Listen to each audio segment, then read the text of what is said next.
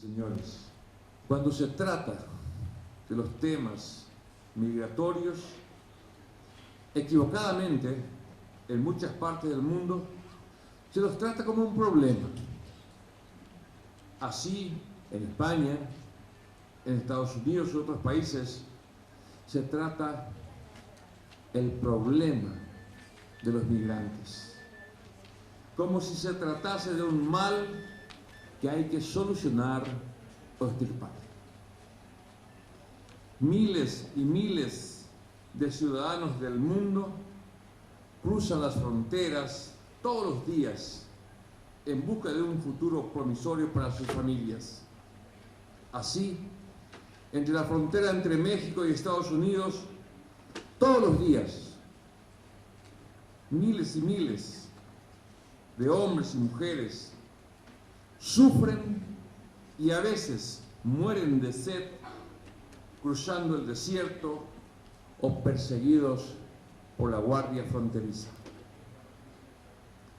Precarias canoas naufragan en el estrecho de Gibraltar o miles de sueños rotos en los aeropuertos.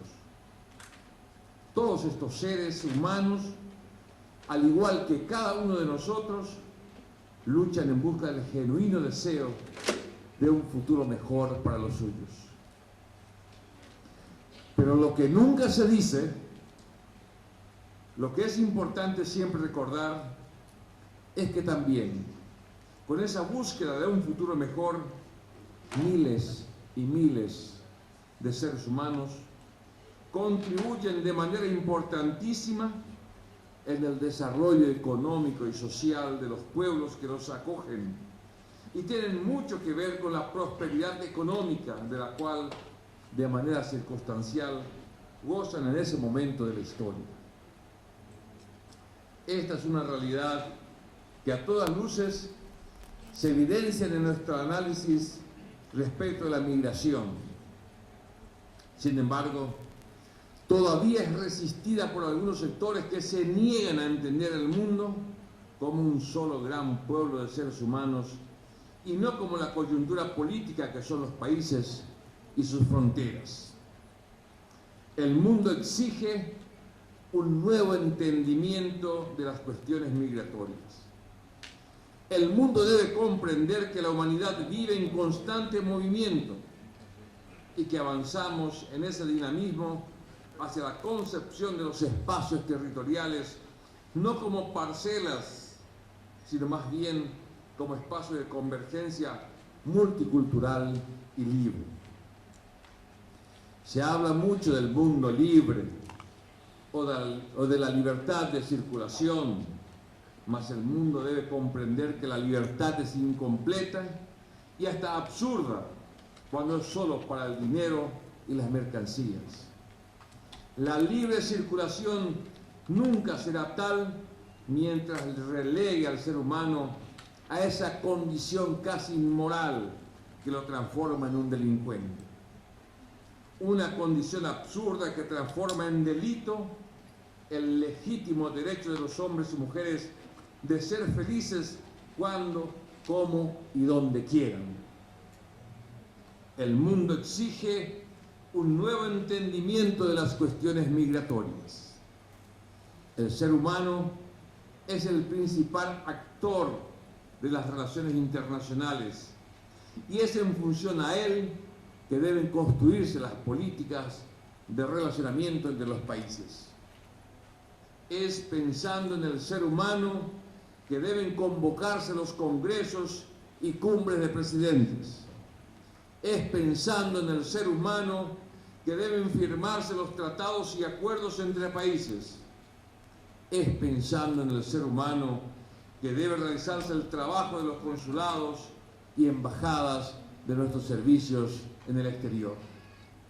Hoy, aquellas atrincheradas fronteras europeas observan cómo este continente se ha convertido en un solo gran territorio sin delimitaciones fronterizas, sin restricciones al tránsito de sus ciudadanos, dando vía libre a un intercambio cultural diverso y amplísimo de los pueblos europeos. Lastimosamente, esa realidad es solo para los europeos. Para quienes no son parte de aquella comunidad europea, la realidad es a veces muy dura y muy difícil. Celebramos esa conquista europea que 50 años atrás hubiese sido imposible imaginar, pero al mismo tiempo clamamos por un entendimiento más justo de la humanidad en un contexto más global.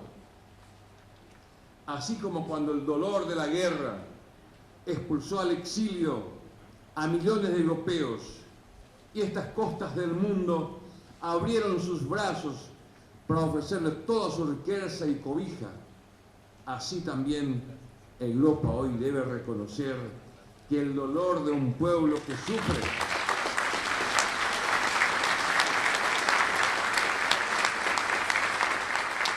Europa hoy debe reconocer que el dolor de un pueblo que sufre es el mismo a lo largo de la historia. Y hoy es América Latina quien necesita de la prosperidad europea para sobreponerse y volver a ser ese pueblo próspero y fecundo, en donde décadas atrás miles de inmigrantes europeos construyeron su felicidad en nuestro continente. El destierro es un dolor profundo que los pueblos latinoamericanos sufren en carne propia hace mucho tiempo. En los últimos años, por razones económicas, pero también en un pasado no muy lejano, los pueblos latinoamericanos han sufrido el exilio